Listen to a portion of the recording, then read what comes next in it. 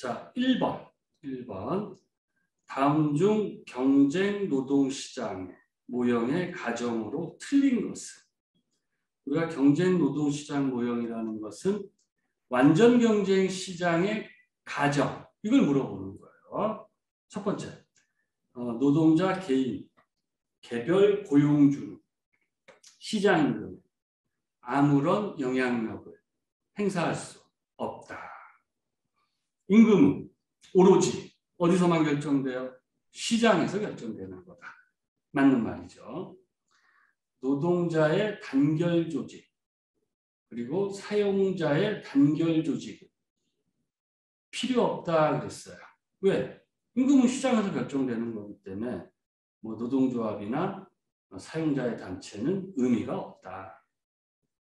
모든 노동자와 고용주는 완전한 정보를 갖는다. 우리가 완전 경쟁 시장에서는 정보를 독점하는 세력이 없다 그랬죠? 맞는 말이죠. 그 다음에 3번에 보시면 모든 직무의 공석은 내부 노동시장을 통해 채워진다. 그러니까 이제 빈자리가 생기면 내부에서 충원한다 이런 얘기예요. 근데 우리가 완전 경쟁 시장에서는 공석이 생겨도 내부 노동시장에서 충원할 이유가 없어요. 왜요? 모든 노동력의 질이 다 똑같아. 그러니까 바깥에서 아무나 뽑으면 되거든요. 다만 이제 현실에서는 모든 노동력의 질이 똑같지 않기 때문에 기업들이 내부 노동시장을 튼튼하게 만드는 거죠. 그래서 완전 경쟁 시장에서는 직무의 공석을 내부가 아니라 외부 노동시장을 통해 채운다. 그게 틀린 거예요. 2번. 생산 요소에 대한 수요를 파생 수요라고 부르는 이유는? 자, 우리가 노동 수요는 생산물 수요의 파생 수요다.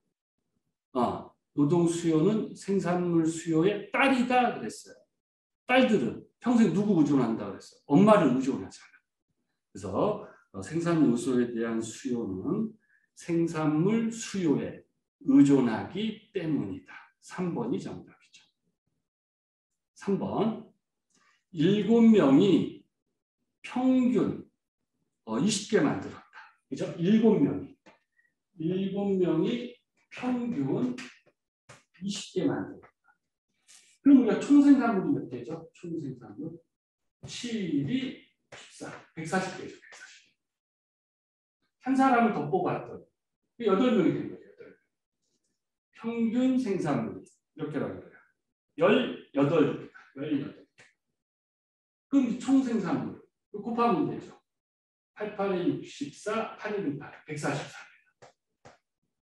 그럼 이제 한 개 생산물 몇 개니 이랬어요. 자, 노동의 변동. 몇 명 변동시켰어요? 한 사람. 그랬더니 총생산물이 몇 개가 더 생겼어요. 4.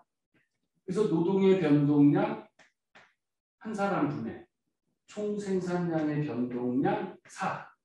그래서 4개. 4개가 정답. 그래서 우리가 한 개 생산물은 뭐라 그랬어요? 추가로 고용한 노동자들이 추가로 만들어낸 생산량을 한 사람당으로 따지는 거라 그랬죠. 한 사람당. 그래서 공식도 어떻게 된다고 그랬어요? 한 개 생산물 구하는 공식. 노동의 변동 양분의 총 생산량의 변동 양이다. 이렇게 얘기했잖아요. 그렇죠? 그렇게 얘기해요. 4번. 우하향하는 기울기를 갖는 등량 곡선이 근본적으로 보여주는 바는 가로의 원리다. 이는 일정한 산출량을 유지하는 데 있어서 한 투입 요소를 더 이용하면 기업은 다른 투입 요소를 줄여야 함을 의미한다. 말이 좀 어렵죠, 그죠? 얘는 이제 장기 생산 함수를 물어보는 문제인데, 우리가 장기 생산 함수는 깊이 있게 공부하지 않았어요. 왜냐하면 장기 생산 함수를 굳이 공부할 이유가 없어요. 몇 가지 특징들만 좀 아시면 되는데 우리가 장기 생산 함수라는 것은 생산 요소 두 가지죠. 자본과 노동. 이 두 가지를 그래서 마음대로 조절할 수 있다고 했어요. 뭐 자본을 더 쓰든지 뭐 노동을 더 쓰든지 내 마음대로 조절해 가면서 생산량을 만드는 거다. 근데 이제 단기 생산 함수는 뭐라 그랬어요? 자본은 묶어두고 생산량의 조절은 오로지 뭐만 갖고 한다 그랬어요? 노동만 갖고 한다 그랬잖아요. 근데 얘는 이제 장기 생산 함수니까 내가 이제 자본과 노동 예를 들어서 두 개 투입을 해서 생산량 100개 만들고 있었다. 이거 100개 만들고 있었다. 근데 같은 산출량 그 100개를 그대로 유지하기 위해서 내가 자본을 하나를 덜 썼다고 하면 노동을 3개를 써야 될 것이다. 그래야 100개가 나온다. 만약에 또 내가 100개의 생산량을 그대로 유지하기 위해서 노동을 하나 줄였다. 그럼 자본을 하나 더 써야 된다. 그래야 100개가 나오겠죠. 그러면 이제 우리는 자본과 노동은 같은 산출량을 유지하는 데 있어서 서로 바꾸어 써도 되는 관계다 이거죠. 서로 바꾸어 써도 되는 관계. 그걸 무슨 관계라 그래요? 대체 관계다. 대체 관계. 그러니까 이제 장기에는 기업들이 자본과 노동의 대체 관계를 이용해서 자기네들이 원하는 생산량을 만든다 이 얘기예요. 그래서 가로 안에 들어간 말은 대체의 원리다 그 얘기예요. 5번. 다음 중 노동 수요의 특징 틀린 것은 유발 수요다, 파생 수요다, 결합 수요다. 맞는 말이죠. 유량이다, 저량이다. 유량이다, 저량. 자, 우리가 경제학에서 수를 세는 개념이 두 가지가 있어요. 유량과 저량 두 가지가 있다. 어떤 수를 파악하는 데 있어서. 유량이라고 하는 것은 일정 기간을 전제해 놓고 수를 파악하는 거예요. 일정 기간. 근데 저량은 일정 시점에서의 수를 파악하는 거예요. 일정 시점.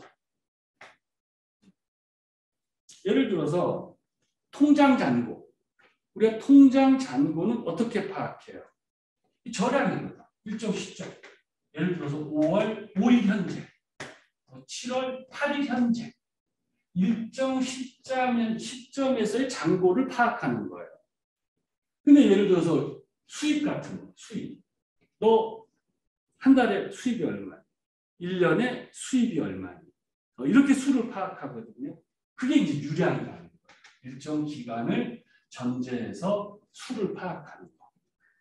그래서 이제 노동 수요량을 파악할 때에도 마찬가지예요. 너네 기업은 한 달에 사람 얼마나 필요하니? 혹은 1년에 노동자가 몇 명 필요하니? 어떻게 파악해야 된다라는 거예요.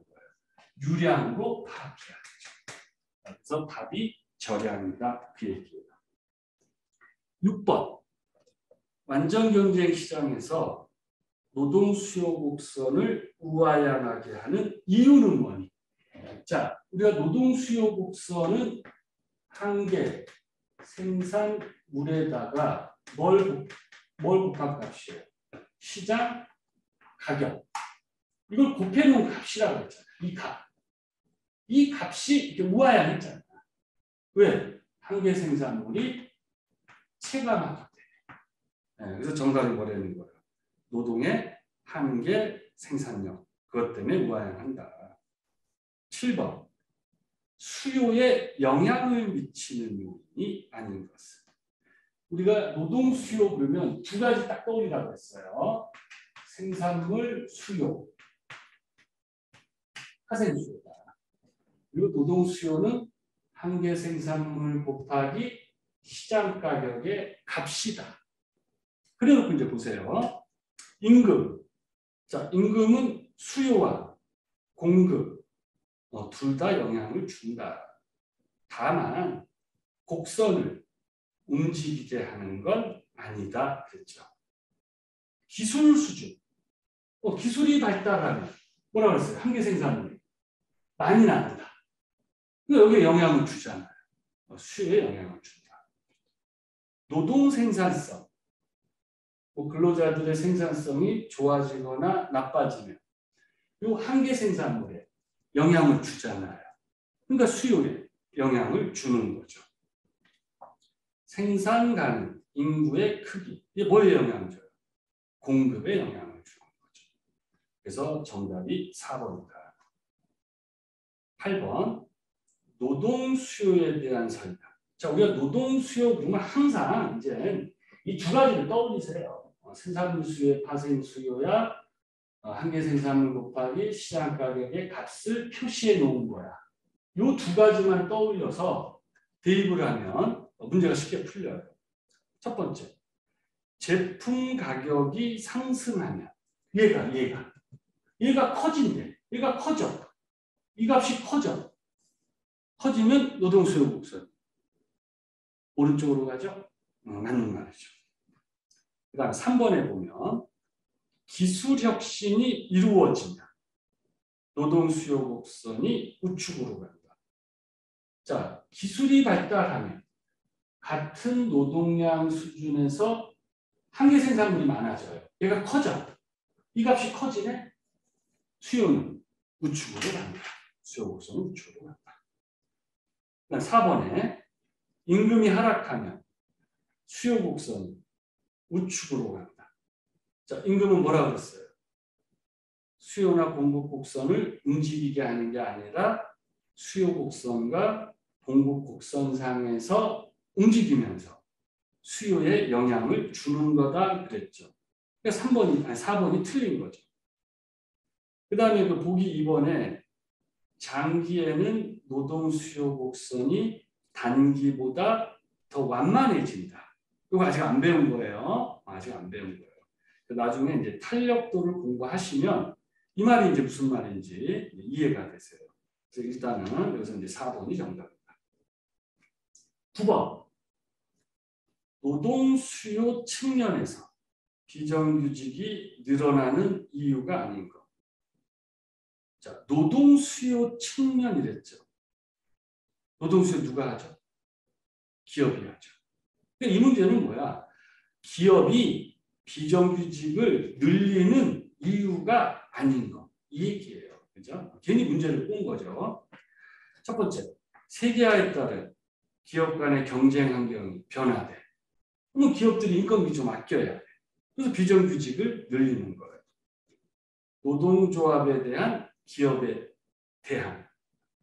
기업들 입장에서는 노동조합 사실 탐탁치 않아요. 그러니까 이제 노동조합 형성을 적극적으로 좋아하지 않으니까 비정규직에 뽑는다 이 얘기죠. 네 번째, 정규 근로자들의 고용 비용, 임금이 자꾸 늘어나. 그러니까 또 기업들은 비정규직을 뽑는 거죠. 고학력 취업자가 늘어난다. 자, 고학력 취업자들은 정규직을 선호하죠. 그러니까 기업들이 비정규직을 늘리는 데 있어서 저해 요인이 되는 거죠. 그래서 3번이 정답입니다. 10번. 생산물 시장과 노동 시장이 완전 경쟁입니다. 한계 생산물이 10개고 가격이 500원이고 임금이 4,000원이다. 이윤을 극대화하기 위한 기업의 반응으로 옳은 것은 기업들의 논리. 그 논리는 그냥 딱 한 가지예요. 경제학의 모든 이론을 지배하는 것은 이거 딱 하나예요. 기업들이 어떤 행동을 할 때마다 수익이 생긴다. 수익이. 그리고 그 수익에 따르는 비용이 생긴다. 어떤 행동을 할 때마다. 근데 수익적인 측면이 비용적인 측면보다 크다면 그 행동을 계속한다예요.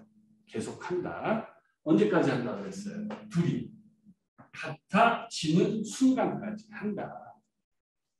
만약에 비용이 더 크다. 비용이. 그러면 기업들은 그 행동의 횟수를 계속 줄여나가는 거예요. 줄여나간다. 언제까지? 둘이 같아질 때까지. 이게 이윤극대화의 논리예요. 논리. 그러면 이제 우리가 기업들이 노동시장에서 사람을 뽑으면 무슨 수입이 생긴다고 그랬어요? 그 노동자가 만드는 한 개 생산을 얻어낼 거다. 그리고 얘를 뭐라고 했어요? 갖다가 팔아야 돼. 시장가가. 곱하면 얘가 노동자를 뽑음으로 인한 수입적인 측면이다. 그리고 비용은 그 노동자가 고용됨에 따라 줘야 되는, 기업이 줘야 되는 임금이다. 그래서 이 둘이 어떻게 될 때? 같아질 때까지의 노동량을 계산한다. 이 수준의 노동량. 그래서 계산을 해서 예를 들어서 이 같아지는 순간이 뭐 100명이다.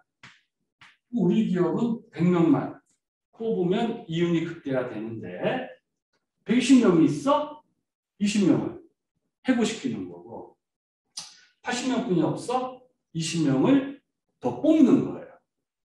그럼 이제 여기 주어진 문제에서 한계 생산을 몇 개라고 그랬어요? 10개다. 그대로 쓰는 거죠. 10개다. 근데 시장 가격 얼마라고 했어요? 400원이다. 500원이라고 그랬나요? 500원. 500원. 500원이다. 그리고 임금이 이제 4,000원이다. 대입을 하자. 4,000원. 그럼 이제 여기 보세요. 요 수입적인 측면이 지금 얼마예요? 500원 곱하기 10개. 5,000원이란 말이에요. 5,000원. 그럼 요 두 가지 비교해 보세요. 수입과 비용을 비교해봐. 자, 수입이 비용보다 커. 그러면 기업들은 뭐라고 했어요? 그 행동을 계속한다. 그럼 노동시장에서 기업이 하는 행동이 뭐예요? 사람을 사는 행동이잖아요. 그러니까 수입이 비용보다 크니까 고용량을 계속 뭐 하면 돼? 늘린다. 이게 정답이에요. 고용량을 늘린다. 심플해요. 만약에 비용적인 측면이 컸다면 사람을 줄인다. 이게 정답이에요. 그래서 기업이 이윤을 극대화한다라는 것은 이 둘이 같아지는 순간까지의 사람을 뽑는 게 이윤을 극대화하는 거예요. 그러면 이제 예를 들어서 다시 한번 접근을 하면 한계 생산물이 10개고 시장 가격이 500원이고 시장임금 4,000원. 근데 이게 만약에 지금 같다. 그렇다면 이 기업은 아무 행동을 하지 않아도 돼요. 왜? 지금 현재 이윤을 극대화하고 있다라는 거예요. 근데 같지 않다. 그러면 이제 우리는 얘를 같게 한번 해보자. 그럼 여기가 이제 5,000원이니까 5,000원. 그럼 여기가 4,000원이에요. 시장임금을 5,000원으로 올려주면 될까요? 그럴 수 없다. 임금은 개별 고용주, 개별 근로자들이 시장임금에 영향을 미칠 수 없다. 임금은 오로지 어디서만 결정돼요? 시장에서만 결정되는 거예요. 그러니까 개별 고용주들이 임금을 건드릴 수 없어요. 못 건드려요. 임금 못 건드립니다. 그러면 이제 이쪽을 4,000원으로 만들어줘야 돼요. 이쪽을 4,000원으로 만들어주기 위해선 우리 제품의 시장 가격을 400원으로 낮출까? 이거 할 수 있어요? 없어요? 못해요. 모든 시장 가격은 오로지 시장에서만 결정돼요. 얘도 못 건드려요. 건들 수 없다. 시장 가격이나 시장임금은 오로지 시장에서만 결정돼요. 그러면 이제 건드릴 수 있는 게 얘뿐이 없어. 얘를 건드려서 이쪽을 4,000원으로 만들어주면 되죠. 그죠? 4,000원으로. 그럼 등식이 성립을 하니까. 그럼 여기가 4,000원이 되려면 한 개 생산물이 몇 개가 되는 4,000원이 돼요? 8개란 말이에요. 8개. 한 개 생산물을 8개로 낮추면 8, 5, 40. 이 등식에 성립하거든. 등식에 성립해. 그러면 이제 이 기업은 한 개 생산물을 낮추어야 돼. 그죠? 노동자들의 한 개 생산물을 낮추어야 돼. 사람을 뽑아야 돼요? 잘라야 돼요? 뽑아야죠. 왜? 우리가 한 개 생산물은 노동을 투입하면 할수록 체감하는 거잖아요. 그러니까 한 개 생산물을 떨어뜨리려면 노동의 양을 늘려야 한 개 생산물이 체감하니까 떨어지는 거다. 이 얘기예요. 그래서 자, 기업들은 이윤 극대화를 달성하기 위해서 건드릴 수 있는 게 오로지 한 개 생산물뿐이 없는데, 자, 한 개 생산물의 값을 높여야 되겠다. 그럼 노동자를 해고시키는 거예요. 한 개 생산물의 값을 낮추어야 되겠다. 노동의 양은 늘려야 되는 거예요. 왜? 한 개 생산물 체감의 법칙 때문에 그러는 거예요. 그래서 이렇게 풀어도 되고, 아까처럼 지금 수입이 비용보다 크네? 그럼 그 행동 계속 해야죠? 고용량을 늘린다. 그래서 정답이 3번인 거예요. 그래서 정답이 3번.